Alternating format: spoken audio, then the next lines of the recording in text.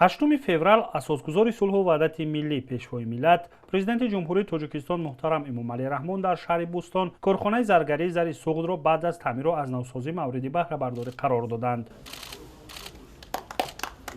коргоҳ зертобаи корхонаи воҳиди давлатии фулӯзоти нодири тоҷикистон буда солиёни зиёд кӯҳнаву фарсуда ва бекор буд. Пас аз эълони иқдоми саноаткунонӣ бо сурати мамлакат чун ҳадафи чоруми стратегия зари суғд ба пуррагӣ навсозӣ гардида барои истеҳсоли маҳсулоти аълосифат бо дастгоҳҳои насли нави корӣ таъмин карда шуд. сарвари давлат муҳтарам эмомалӣ раҳмон аз сехҳои истеҳсолии коргоҳ дидан намуда бо коргарони он суҳбати самимӣ анҷом доданд.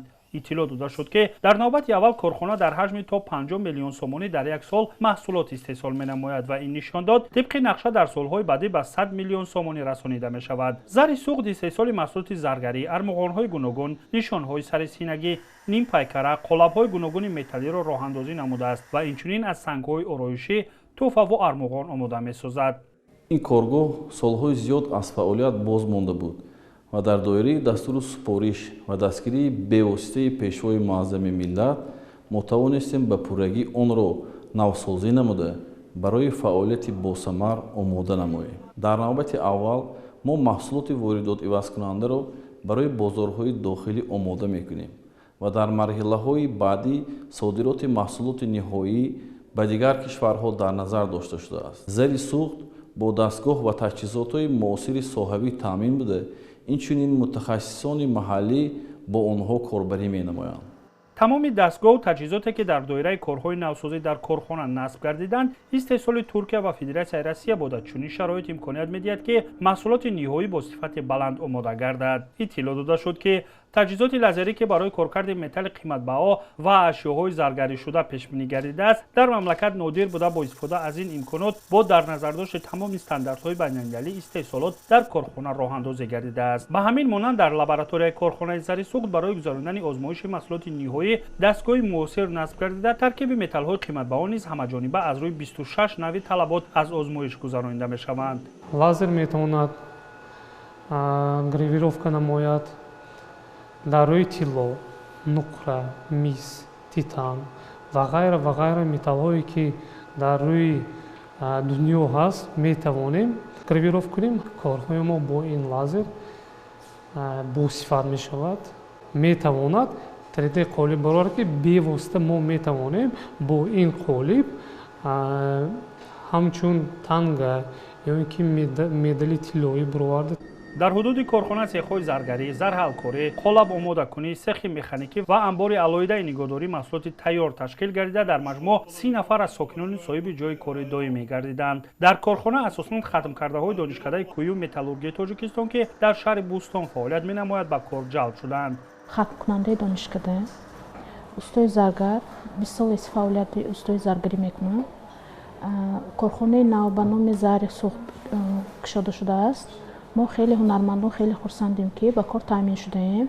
мо намудҳои ҳалқа, ангуштринг, дастпонаҳо, қошҳо, медалҳо ҳама чӣ месозем. корхонаи заргарии зари суғд ба пуррагӣ бо ашёи хоми маҳаллӣ фаъолият намуда маҳсулоти ивазкунандаи воридотро ба бозорҳои мамлакат пешниҳод менамояд. инчунин коргарон мақсад доранд ки маҳсулоти заргарӣ истеҳсол намудаи корхона ва маҳсулоти аз сангҳои ороишӣ омодагаштаи зари суғдро дар навбати аввал ба кишварҳои ҳамсоя содирот кунанд. сарвари давлат муҳтарам эмомалӣ раҳмон аз мағозаи корхонаи мазкур дидан намуда бо маҳсулоти ниҳоии он шинос шуданд. дар ин ҷо асосан навъҳои гуногуни маҳсулоти заргарӣ ба монанди гарданбандҳои гуногун, чалаву гӯшворҳои зарин ва дигар ороишоти занона ки аз металлҳои қиматбаҳо дар ҳамин корхона омода мегардад ба намоиш гузошта шуданд. маҳсулоти ниҳоии зари суғд дар баробари сифати аъло доштан ҳамчунин бо шакл ва тарҳи замонавӣ омода шуда инчунин имконият аст ки фармоиши мизоҷон низ барои тайёр кардани маҳсулоти заргарӣ қабул гардад. чунин номгӯи маҳсулот дар бозорҳои мамлакат воридотӣ буда ба фаъолият оғоз намудани корхонаи заргарии зари суғд воридоти онро ба кишвар то андозаи коҳиш хоҳад дод. корхона дар доираи амалишавии аввалин тадбирҳои солҳои рушди саноат дар тоҷикистон ба истифода дода шуда дар нақша аст ки дар шафати он аз ҷониби корхонаи воҳиди давлатии фулӯзоти нодири тоҷикистон корхонаи дузандагӣ ба истифода дода шавад. корҳои ободонӣ ва сабзухӯрамгардонӣ дар саҳни иншоот ва гирду атрофи он бо санъати баланд анҷом дода шудааст.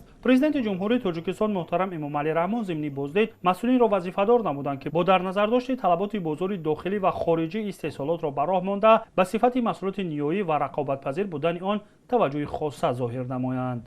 дар ҳамин ҷо ба президенти ҷумҳурии Тоҷикистон муҳтарам Эмомалӣ Раҳмон лоиҳаи навсозии корхонаҳои фулузоти нодири Тоҷикистон муаррифӣ карда шуд. Иброз гардид, ки то соли 2026 навсозӣ дар тамоми корхонаҳои саноатии ҷамъияти мазкур дар назар дошта шудааст. Бояд гуфт, ки фулузоти нодири Тоҷикистон дар тавозуни худ 7 корхонаи истеҳсолӣ дорад ва аллакай корхонаи Хуҷандзил барои муҷаҳҳазсозии нақлиёти суҳавӣ ба кор шурӯъ намуд. Зимни муаррифӣ иттилоъ дода шуд, ки корхона айни замон метавонад нақлиёти ёрии таъҷилӣ, нақлиёти махсус барои кормардони милитсия, нақлиёти обкашонӣ ва коммуналиро дар заминаи мошинҳои гуногун навсозӣ намуда, мутобиқ ба талаботи ҷорӣ ба сохторҳои дахлдор пешниҳод намояд.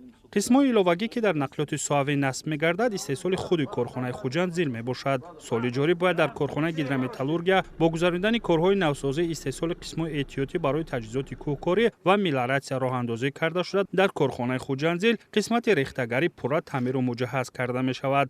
ҳадаф аст, ки бо баланд бардоштани иқтидори истеҳсолӣ минбаъд ҳам ҳаҷми маҳсулоти ватанӣ афзоиш дода мешавад ва ҳам шумораи ҷойҳои кории доимӣ зиёдтар мегардад. роҳбари давлат муҳтарам Эмомалӣ Раҳмон масъулинро вазифадор намуданд, ки нақшаи пешбинигардидаро саривақт ва мутобиқ ба стандартҳои байналмилалӣ иҷро намуда, дар рушди саноати кишвар ҳиссагузорӣ намоянд.